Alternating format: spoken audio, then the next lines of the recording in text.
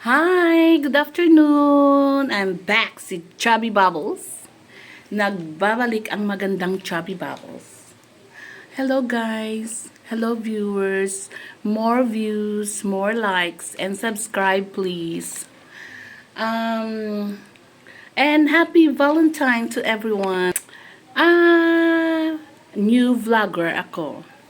Why nag-isip ako ng magba-vlog? Kasi I just want to prove something to myself na I guess pwede akong magbigay ng saya sa inyo or maybe magbigay ng mga nalalaman ko na hindi nyo alam, maybe knowledge na makakatulong sa inyong lahat.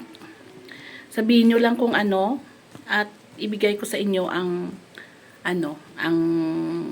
sagot. Before gali, since na naumpisahan ko ng pagba-vlog, hindi lang masyado na palaging-palagi. So, introduce ko muna ang self ko. I'm Jing Abigar. So, most people call me Jing. Nakilala ako sa pangalan Jing, taga Iloilo. At I'm 50 years old. 50 years old and may edad na rin, pero gusto kong mag-vlog because I want to prove something. Okay, sa mga taong hindi ko kilala and maybe sa mga taong gustong-gusto ang mga vlog ko, mga content ko. Nakilala nyo ng pangalan ko, I'm Jing. Tawagin nyo lang ako sa pangalan Jing, taga Iloilo. Maganda, chubby. So ngayon, ang content natin or something na pag-uusapan natin ang Valentine's Day. Today is special day ng mga puso. Pusong nalilito, pusong nasaktan, pusong tuliro, pusong malapit ng magbaliw sometimes. Okay. So, different kinds of possibility if pag-uusapan ang puso. Okay? Mangyayari at mangyayari yan. Pero sana hindi. Okay, before natin pag-usapan about what's special sa ngayong occasion, Valentine's Day, sabihin ko muna sa inyo na at the age of 50 up, first time ever na nakatanggap ako ng simple but yet I guess full of very thoughtful, very sweet guy na nagbigay for the first time sa akin. Kinikilig ako. I'm so excited. Okay, ito. This Jaden, see, dear for you. Walang I love you, pero at least ang gesture is andoon, di ba?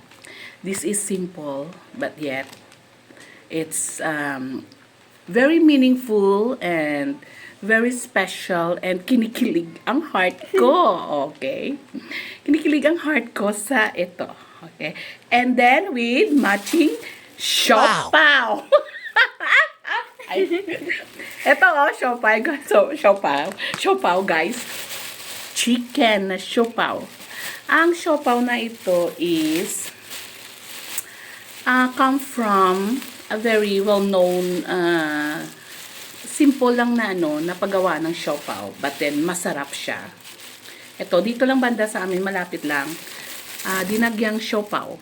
Okay. So, this is talagang nakakabusog ng puso. Wait.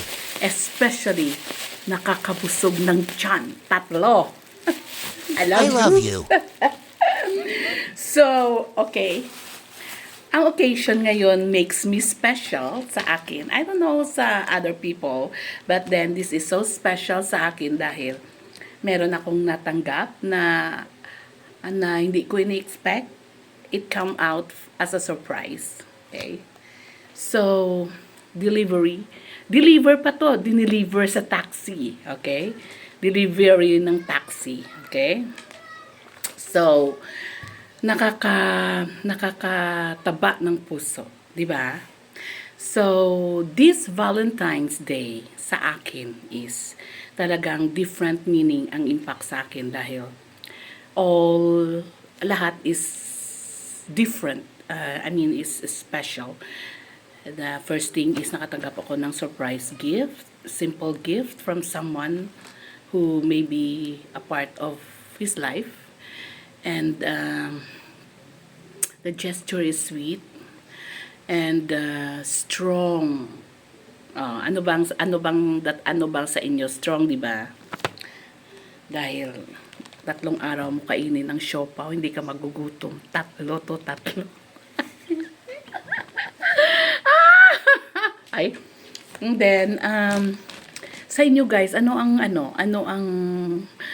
ninyo, ang meaning ng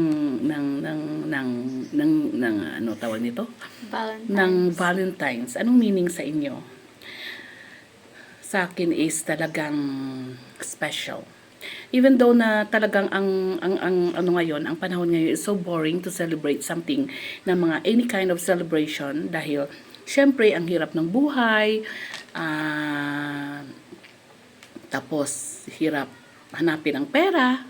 So someone na magbigay sa iyo ng very simple gesture na ma-feel mo ang occasion na ito is I guess is someone who dearly loves you. You think so? I think so. Someone who dearly loves you and someone who really cares for you. Okay?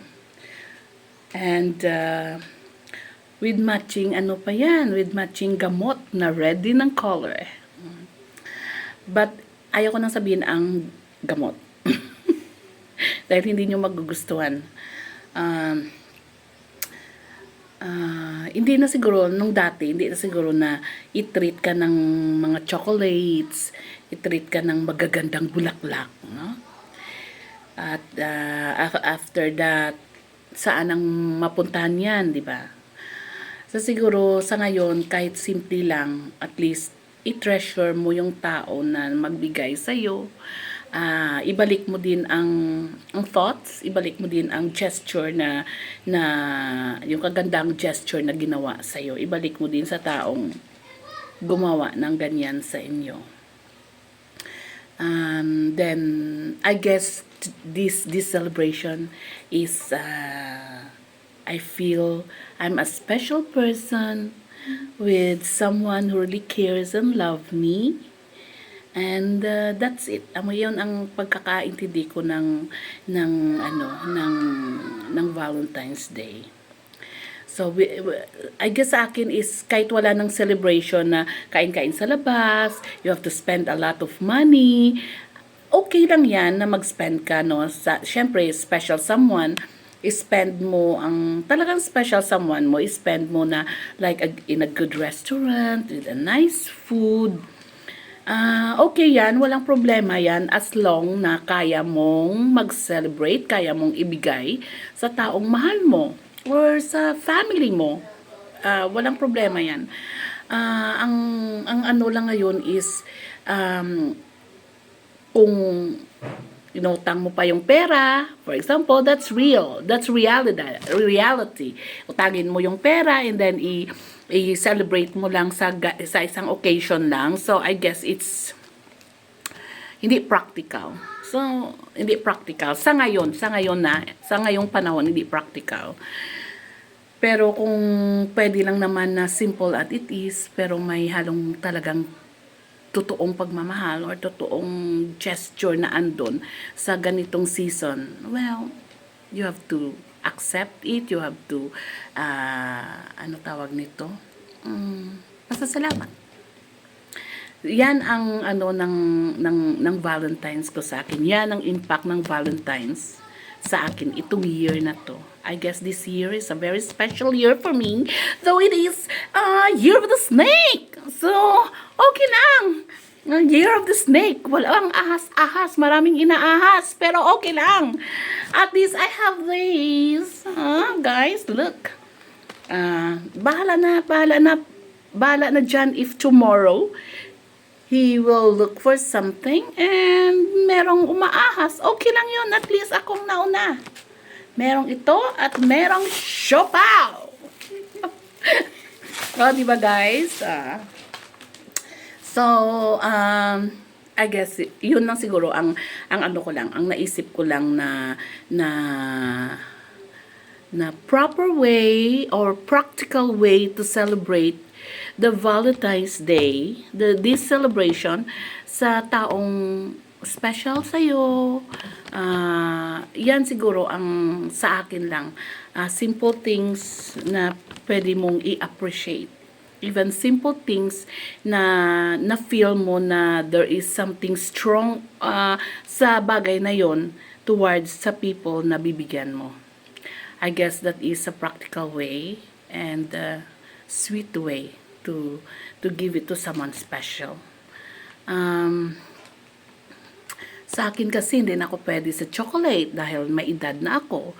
At syempre, chubby-chubby, hindi na pwede chocolate. Okay lang itong siopaw. Chocolate hindi pwede, sweets hindi pwede. Siguro mga pagkain na talagang fatty, hindi pwede. So okay na to sa akin. I appreciate a lot sa ang taong nagbigay sa akin. Ina-appreciate ko yan. And what else? So that's it. It's time to say goodbye. Babalik ako mamaya. Maghanap muna ako ng mga maybe kakainin ko itong siopaw para makikita ninyong laman ng masarap na siopaw. So, sige, babalik ako mamaya. Bye! Bye everyone! Bye!